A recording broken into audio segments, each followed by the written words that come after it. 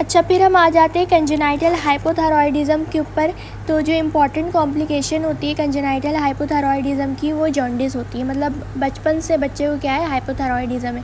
Congenital hypothyroidism is rarely seen nowadays as there are screening test when a patient is 6 to 8 weeks old.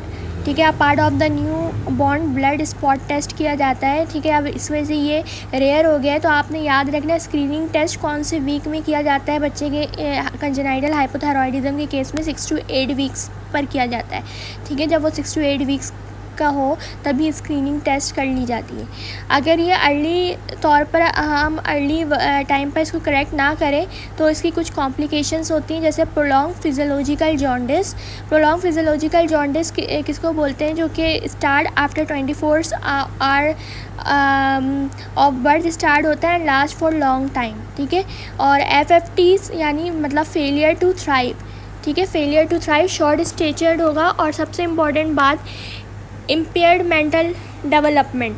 ठीक है, broad flat nose, widely set eyes और protruding tongue. बाकी सारे जो आपके पास features हैं वो सारे वही हैं जो हाइपोथायरॉयडिज्म के होते हैं। ठीक है, लेकिन यहाँ पर जो impaired mental retardation, failure to thrive है और प्रोलॉन्ग फिजियोलॉजिकल जॉन्डिस है, तो डेट आर अलार्मिंग साइन कि हम ये कंजेनाइटल हाइपोथायरॉयडिज्म की तरफ लेकर जा रहा है।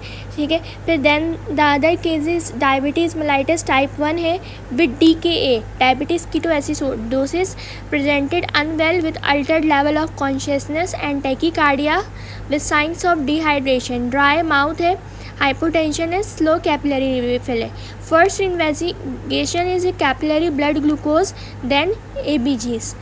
ये थोड़ा हाई लेवल का हो गया, बट इसको आपने याद रखना है कि इन्वेस्टिगेशन आपने DKA के पेशेंट में क्या करवाना है, क्योंकि डायबिटीज़ कीटोएसिडोसिस का केस है, हमें ABGs लाजमी चेक करने होंगे उसके। ठीक है, उसमें जो है हम इलेक्ट्रोलाइट्स भी हमें पता चल जाएंगे और pH लेवल भी पता चल जाएगा।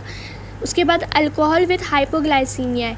Alcohol is the commonest cause of hypoglycaemia in adult follow treated diabetes. मतलब एक सिनेरियो आपको दिया हुआ है कि एक पेशेंट है जिसका डायबिटीज़ ठीक हुआ हुआ है, लेकिन फिर भी वो हाइपोग्लाइसीमिया के साथ प्रेजेंट कर रहा है, तो अल्कोहल कॉज होगा उसका। सिनेरियो क्या दिया हुआ है, a young adult was found outside a local pub with semi consciousness level, profuse sweating, diaphoretic skin, GCS भी उसका वो 12/15 है, टैकीकार्डिक है और हाइपोटेंशन हो रहा है। तो लाइकली डायग्नोसिस इज हाइपोग्लाइसीमिया, क्योंकि एक तो लोकल पब आपके पास यहाँ पर लिखा हुआ है। दूसरी चीज़ आपके पास क्या लिखी हुई है कि हाइपोग्लाइसीमिया की जो डायग्नोसिस होती है वो विपल स्ट्राइड के ऊपर होती है, यानी low plasma glucose less than 4 of hypoglycaemia. Manifestations उसकी होगी, यानी स्वेटिंग है, कन्फ्यूजन है, tachycardia, hypotension, altered mentation, this all are manifestations of hypoglycaemia. अगर ब्लड ग्लूकोज आप उसका करेक्ट कर देते हो तो ये रैपिड रेजोल्यूशन ऑफ सिम्टम्स यहाँ पर हमारे पास हो जाएगी। ठीक है, तो DKA की मैनेजमेंट में जो हम कर रहे थे, DKA की जो नॉर्मल मैनेजमेंट होती है वो अल्कोहल विथ हाइपोग्लाइसीमिया के पेशेंट में नहीं होती। ठीक है, इसकी मैनेजमेंट हमारे पास अलग है, लेकिन ये आपसे एग्ज़ाम में नहीं पूछ रहे होते। Important mnemonics of for hypoglycaemics drugs ये हमने पहले कर ली है। ठीक है, तो हम इसमें थोड़ी सी और चीज़ ऐड कर लेते हैं। पहले हम लोगों ने SPR without P have risk of hypoglycaemia, sulphonylureas and repaglinide तक बातें की थी। अब यहाँ पे SGLT2 इनहिबिटर्स में ग्लिफ्लोजोन आ जाता है। SGLT2 इनहिबिटर्स हम लोगों ने पहले नहीं किया था। ग्लिफ्लोजोन का क्या, ग्लिफ्लोजिन क्या कर सकता है, रिस्क फॉर यू ग्लाइसीमिक के रिस्क को इंक्रीज़ कर देता है, यानी DKA के रिस्क को इंक्रीज़ कर देता है। ठीक है, और SGLT2 इनहिबिटर्स वही ग्लिफ्लोजिन जो है, साइड इफ़ेक्ट इसका इंपॉर्टेंट साइड इफ़ेक्ट क्या होता है, जेनाइटल ट्रैक्ट इन्फेक्शन, यानी ये ब्लैनो और पोस्थाइटिस कर सकता है, जिसमें erythema and itchiness on the penis glands and prepuce. ठीक है, ये चीज़ें हो सकती हैं। एक तो ये DKA के रिस्क को इंक्रीज़ करता है, दूसरा जो है वो जेनाइटल इन्फेक्शंस के रिस्क को इंक्रीज़ करता है। उसके अलावा हम लोगों ने अभी तक SGLT2 इनहिबिटर्स के और कोई साइड इफ़ेक्ट्स नहीं पढ़े थे। ठीक है, उसके बाद हाइपोकैलेमिया प्लस हाइपरटेंशन है, तो प्राइमरी हाइपर एल्डोस्टेरोनिज्म है। Hypokalaemia plus hypertension which is Conn syndrome, adrenal adenoma की वजह से ये होता है, ठीक है। Hypokalaemia plus hypertension, you should remember primary hyper aldosteronism Conn syndrome. Hypertension की जो कौन सिंड्रोम है, हाइपर एल्डोस्टेरोनिज्म, इसमें हाइपरटेंशन होगा और हाइपोकैलेमिया होगा। तो यहाँ पे आपको ट्रायंगल से ये बनाकर इसलिए दिखाया था कि आपको ये चीज़ याद रहे, कौन से याद रखना, कौन शेप है, ठीक है। इसमें एक तरफ हाइपरटेंशन और एक तरफ हाइपोकैलेमिया लिखा हुआ है। Nice idea for remember things, ठीक है। Then think for Conn's, if hypertension plus hypokalaemia muscle weakness होगी, या फिर रिफ्रैक्टरी हाइपरटेंशन डिस्पाइट 3 और more antihypertensive agent drugs ले लिया उसने, लेकिन फिर भी उसका हाइपरटेंशन ब्लड प्रेशर नीचे ही नहीं आ रहा, ठीक है। तो आपने कौन की तरफ सोचना है। Then hypertension before the age of 40 years, other possible manifestation weakness, lethargy, headache हो सकता है, ठीक है। Bilateral idiopathic adrenal hyperplasia is the cause in up to 70% of cases. मतलब एड्रिनल हाइपरप्लेजिया भी अगर हो जाए तो ये भी 70% केस में ये भी हो सकता है कि बायलेटरल एड्रिनल हाइपरप्लेजिया हुआ और इसका कॉज नहीं पता, आइडियोपैथिक कॉज है, ये भी कौन डिजीज़ करवा सकता है, यानी कौन सिंड्रोम करवा सकता है, हाइपर एल्डोस्टेरोनिज्म करवा सकता है। इन्वेस्टिगेशन क्या है प्राइमरी हाइपर एल्डोस्टेरोनिज्म की, कौन डिजीज़ की, plasma aldosterone is to renin ratio, आप देख लो, is the first line in suspected primary hyper aldosteronism. The aldosterone is to renin ratio should be checked in primary hyperaldosteronism and should show high aldosterone level alongside low renin level, ठीक है। क्योंकि मतलब इसमें aldosterone का level आपको ज़्यादा नज़र आएगा एज़ कम्पेयर टू रेनिन, ठीक है। और उसके बाद आप high resolution CT abdomen and adrenal vein की सैम्पलिंग कर सकते हो to differentiate between unilateral and bilateral sources of aldosterone excess, ठीक है। कि यूनिलेटरल है या बायलेटरल है, तो ये आपको high resolution CT abdomen and adrenal when sampling से पता चल सकता है। If asked about most suitable hormone to order in a patient with hypertension and hypokalemia plus minus headache है, वीकनेस है, लेथार्जी है, तो आपने क्या लिखना है उसमें, हाइपरटेंशन दिख गया, हाइपोकैलेमिया दिख गया, आपके जहन में फ़ौरन आना चाहिए कि भाई ये कौन सिंड्रोम हो सकता है। तो एल्डोस्टेरोन आपने ऑर्डर करना है पेशेंट में, ठीक है। और इसमें फिर हमें ट्रीटमेंट क्या होगा कि एल्डोस्टेरोन एंटागोनिस्ट लेना होगा, जिसमें स्पाइरोनोलेक्टोन आ जाता है बिफोर कंसीडरिंग सर्जरी, यानी एड्रिनलेक्टोमी करने से पहले आपको स्पाइरोनोलेक्टोन जो है वो कंसीडर करना होगा पेशेंट में, मेडिकेशन थेरेपी देना है। कौन में एक्सेस होती है इंक्रीज एल्डोस्टेरोन की, जिसकी वजह से हाइपरटेंशन होता है, हाइपोकैलेमिया होता है, ठीक है। नॉर्मल कैलेमिया भी हो सकता है, बट इतना ऐसा केस बना कर नहीं देता, हाइपोकैलेमिया लिखा हुआ होता है।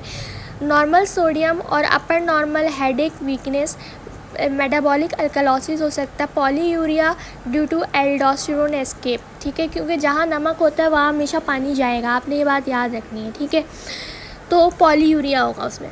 तो उसके बाद फिर नेक्स्ट आपके पास क्या लिखा हुआ है, रिमेंबर इन एडिसन्स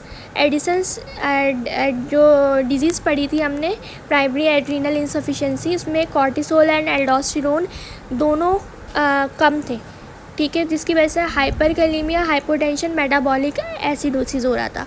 कौन्स में एल्डोस्टेरोन इंक्रीज़ हुआ है, हाइपोकैलेमिया, हाइपरटेंशन, मेटाबॉलिक अल्कलोसिस है। फियोक्रोमोसाइटोमा फर्स्ट रिलेटेड फी से आप पैल्पिटेशन दिया हुआ होगा, हाइपरटेंशन और उसके बाद जो है हाइपरटेंशन और उसके बाद फी से फ्लशिंग, ठीक है, इस और ई फॉर एपिसोडिक अटैक्स होंगे, तो आपने फियोक्रोमोसाइटोमा के बारे में सोचना है।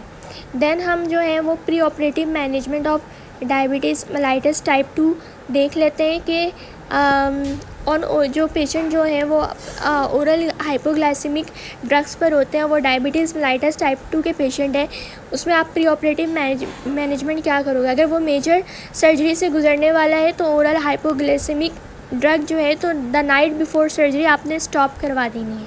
अगर वो माइनर सर्जरी से गुजर रहा है तो सेम रूटीन उसकी कंटिन्यू रखनी है, कोई स्टॉप करवाने की ज़रूरत नहीं है।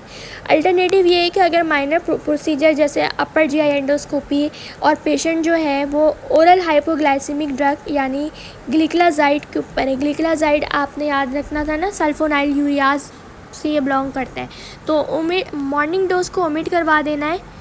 Restart once the patient is eating and drinking again, ठीक है।